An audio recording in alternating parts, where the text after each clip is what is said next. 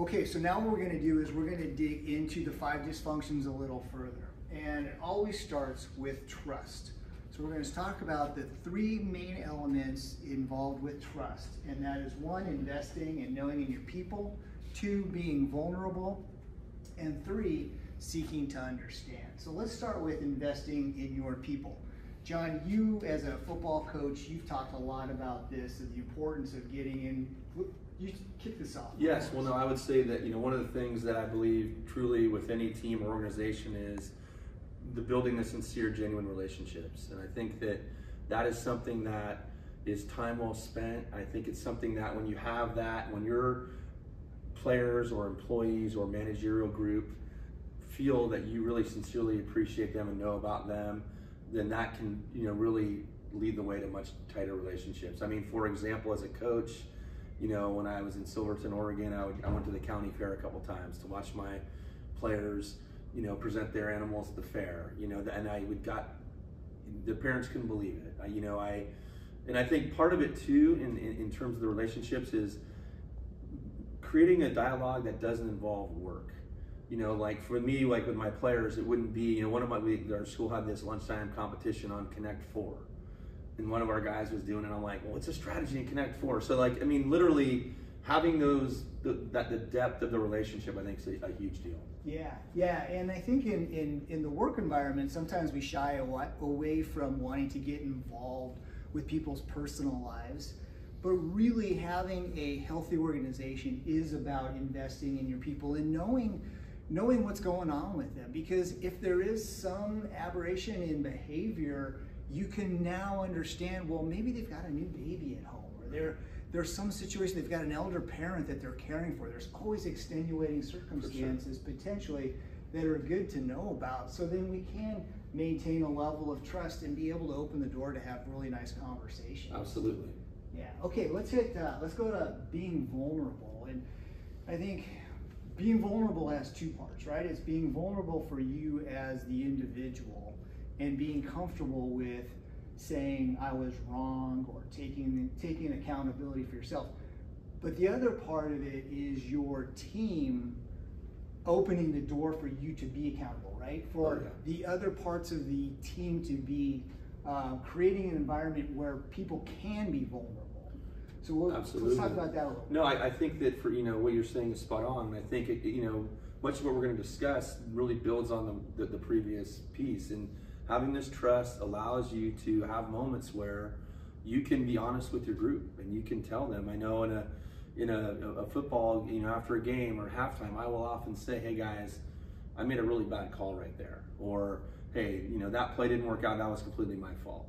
And if they know you mean it, and if they know that you are taking responsibility, I think like you suggested, Ralph, not only does that sort of generate this model of like we can all take responsibility, we can all be vulnerable with each other, and there's other situations that have happened over the years where a player tragedy happens in your program or school, and I think them seeing the human side of you, I think and your willingness to do that, I think creates a stronger dynamic within your group.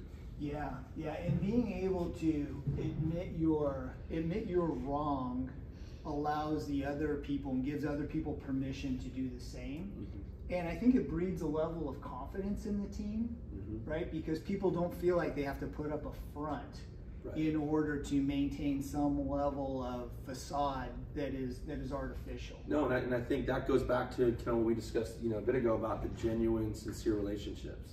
They would understand that they could certainly have that they could certainly know that if someone's saying something, that's something that they really believe, and that they're kind of putting themselves out there.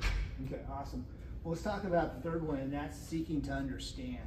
And it's self-explanatory, but I think often underutilized. And I think that sometimes we rush to want to counter in conversations with our points and sort of our counterpoints, and really we don't necessarily take the time to slow down and really listen to what the person is trying to say, and even reflectively repeat back what we hear them saying so they know we hear them, so then we can show them and display that we truly understand and now we can talk about the next point that whatever is next on the No, for agenda. sure. And I think, again, equating it back to, with football, like I want my players not just to know the play we want to run, but to understand why we're doing it, understand why this is going to help us be successful. So I think, number one, taking the time to, help them understand sort of the mission a little bit, but then also on an individual level, helping them to understand, you want to understand with their perspective. Sometimes you have a 2.5-hour practice, you're tired, everybody's tired, and a player might say, "Hey coach, can I talk to you about something?" And you got to fight the instinct that I'm tired, I can't do this, to brush them off, when you have to take the time, whether it's 5 minutes or 10 minutes, to hear them out. Maybe it's about playing time, maybe it's a question about their role, but if you take that time to understand their perspective, it not only leaves them hopefully feeling like you're hearing them, but also helps you understand your group even better.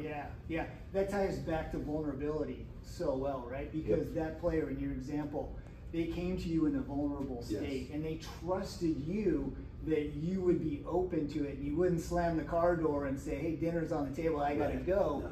That they trusted that you would listen. And I think that comes back to kind of, number one again is like investing, like that 10-minute investment that I might have after a practice pays such big dividends. That investment in building a relationship, that those things will all, really improve the dynamics of your group, and I think really, build a foundation for a lot of success. All right, awesome. So wrapping this up, so a lot of times managers will say, well, where do we go from here? What would be a next step? And a real simple exercise that we've used in past seminars is just doing a basic trust exercise where you do personal histories with your team.